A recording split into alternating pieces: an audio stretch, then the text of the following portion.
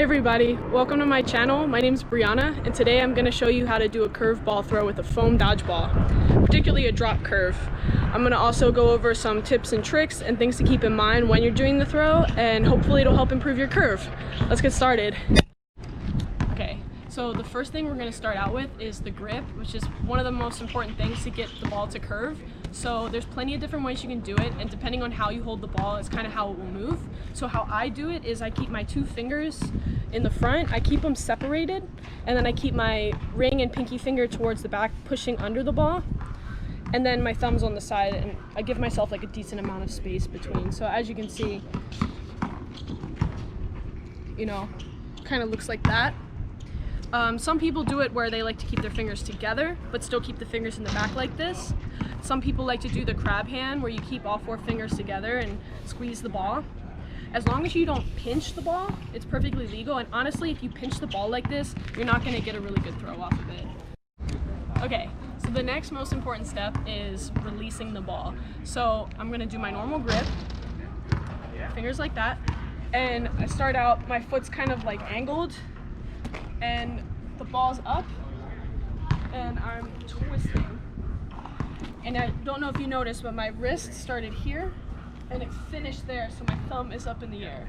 So what I did to kind of help me get to this point, because I didn't come from a throwing sport, I kind of figured this all out when I started playing dodgeball, is I kind of thought of it as turning a door handle. So you're turning this way.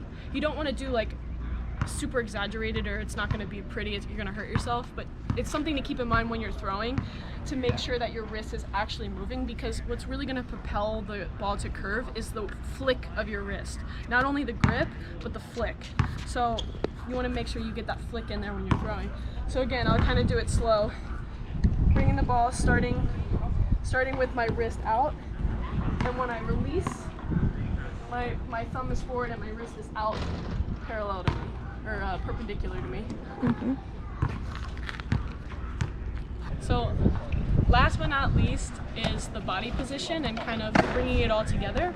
So you want to keep your legs about shoulder width apart, and you want to bring your hip forward. It's really important to drive the power of your throw with your lower body and really flick your hip forward.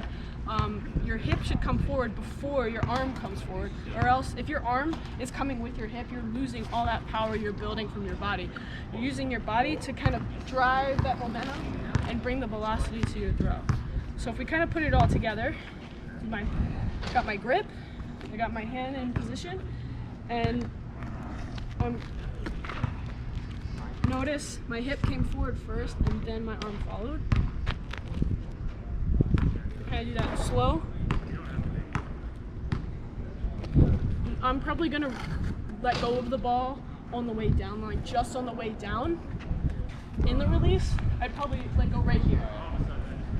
And then my throw will kind of go down like a straight drop. It's not gonna curve left or right. That's a different type of throw. Hence the drop throw.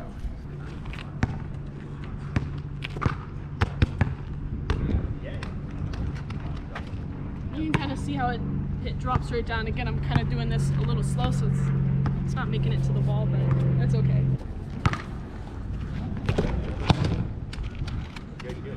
I'll do it full speed.